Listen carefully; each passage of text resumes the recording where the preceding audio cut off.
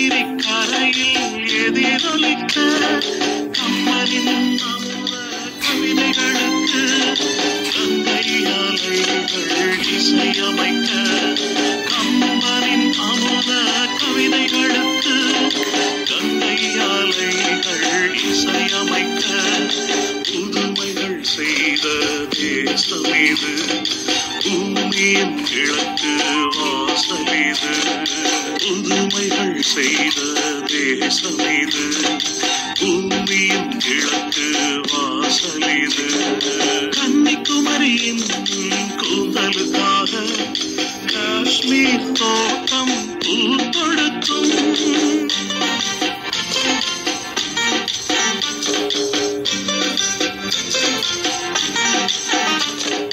கன்னிக்குமரியின் கூந்தலுக்காக காஷ்மீர் தோட்டம் பூ தொடுக்கும் மேற்கு மலைகள் நதிகளை அனுப்பி கிழக்கு கரையில் நலம் கேட்கும் மேற்கு மலைகள் நதிகளை அனுப்பி கிழக்கு கரையில் நலம் கேட்கும் புதுமைகள் செய்த தேசம் இது பூமியின் கிழக்கு வாசலிது புல்வெளியெல்லாம் பூக்காடாகி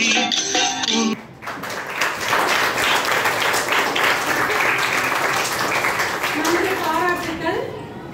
இந்த நடந்து மூலம் நீங்கள் என்ன தெரிந்து கொண்டீர்கள்? பாரதத்தோட ஒற்றுமை தெரிந்து கொண்டீர்கள்.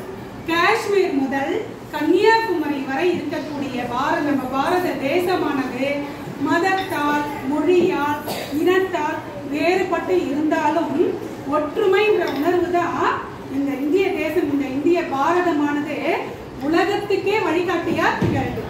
அப்படிப்பட்ட ஒரு நடனத்தை தான் நம்ம அழகா பார்த்தோம். நிறைய புலவர்கள் அவங்களுடைய எண்ணங்களை வெளிப்படுத்தியிருக்காங்க ஒற்றுமை பற்றி. ஆனா இந்த பாடலை பாடியவர் யார் தெரியுமா?